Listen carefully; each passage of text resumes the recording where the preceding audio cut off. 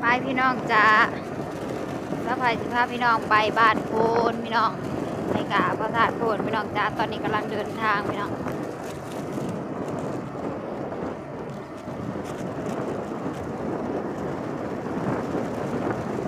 ต้นตาลเรียนจ้า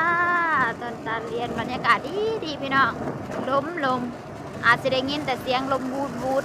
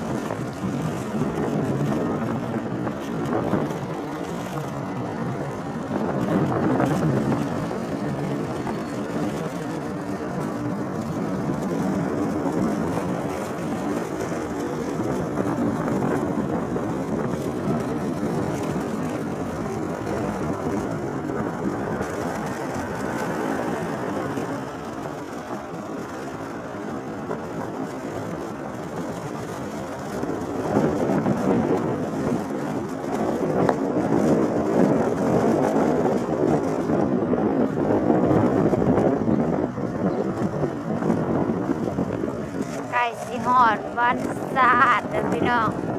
วันศาสตร์ที่2 ธันวากันเจ้ากะสีแบบว่าประชาชนกะสิเอาทุง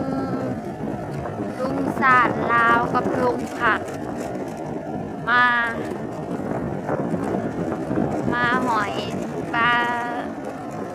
ตามหน้าบ้านพี่น้องทุงหลากหลายสีพี่น้องมาปักไว้ทั้งหน้าบ้านพี่น้อง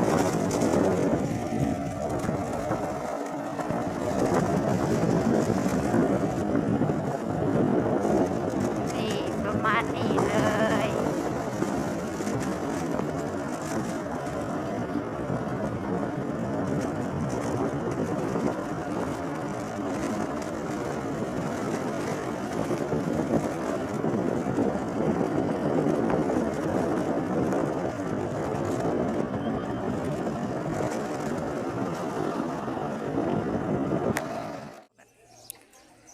เพิ่นกำลังสิพรจากเพิ่นสิเฮ็ดหยังพี่น้องถามมาเบิ่งนำกันพี่น้องมีแต่ผู้งามๆมื้อนี้เอาผู้สาวมาฝากพี่น้อง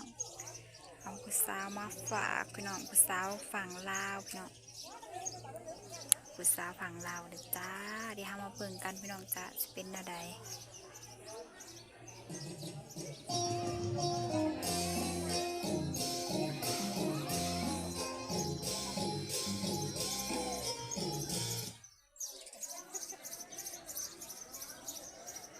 บรรยากาศถึงพระธาตุโพนก็สิประมาณนี้พี่น้องเพราะว่า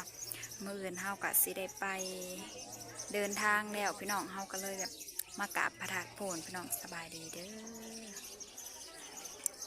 พระธาตุโพนพี่น้องมาผัดพอดีพ่อกับเพื่อนสิพรพี่น้องผู้สาวฝั่งลาวพี่น้องมีแต่คนงามๆเลยจ้ามีแต่คนสวยๆพี่น้อง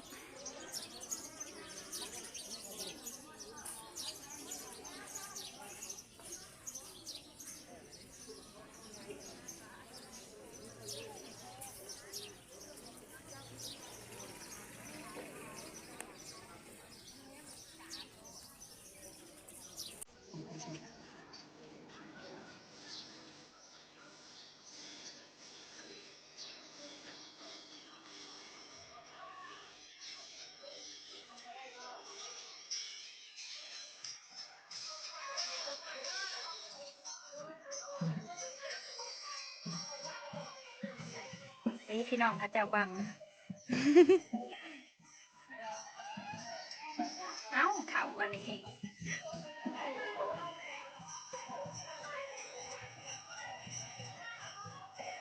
เอาผู้สาวนี่นะพี่น้อง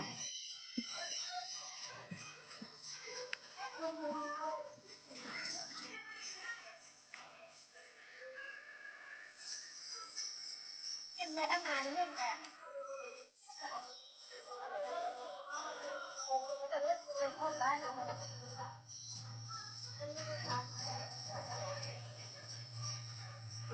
พระเจ้าเฮ็ดหยังพี่น้องพระเจ้าพรถวาย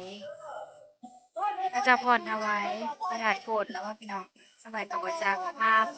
มากราบพระธาตุโพธิ์พอดีมาพ่อพี่น้องมาพ่อสุเพิ่นพรพี่น้องจ้าเพิ่นสิไปพรใส่กระบอกหูพี่น้องจักงานอยู่ไสแล้วพี่น้องก็แต่ว่าเพิ่นพรถวายพระธาตุโพธิ์ก่อนพี่น้องแล้วก็ค่อยจะไปแบบไปก่อนประกวด แต่ว่าบ่ฮู้ว่าประกวดทางใด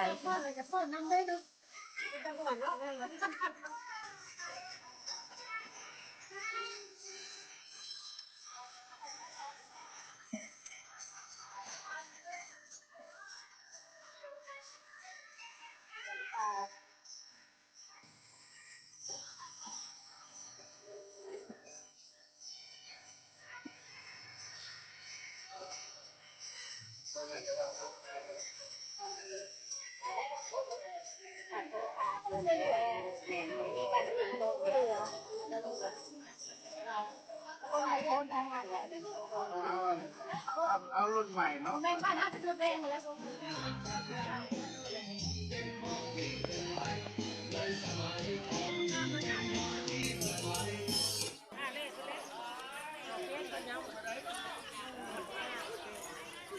อืม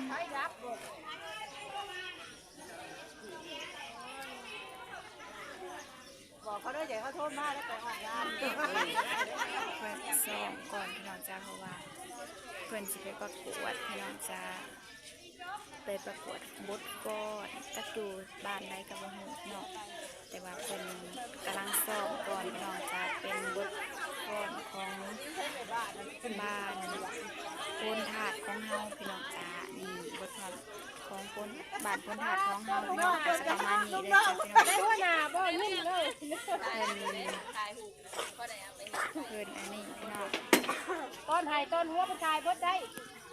ต้นไห้ต้นหัวชายบด คุณส้มพรพี่น้องเพื่อจะได้ไปพรตัวจริงกันมาพรถวายตัดผมกันพี่น้องเอากัดเหมาะเจาะเลยพี่น้องคอนเทนต์เรียนเขาหา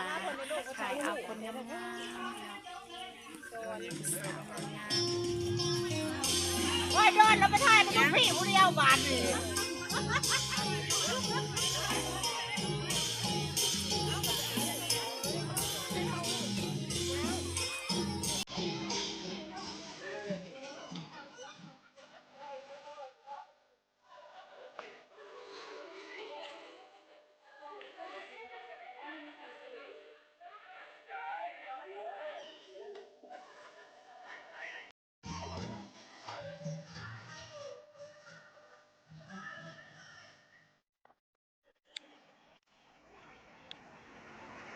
พี่ลูกศิษย์พี่น้อง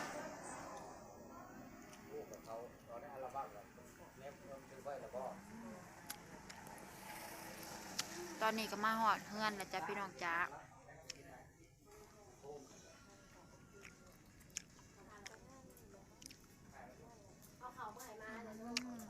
แซ่บพี่น้อง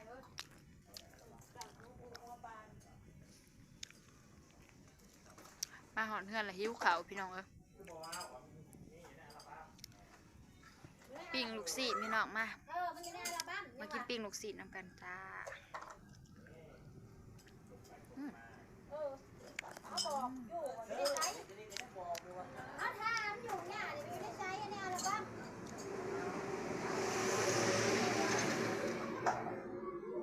แซ่บพี่น้อง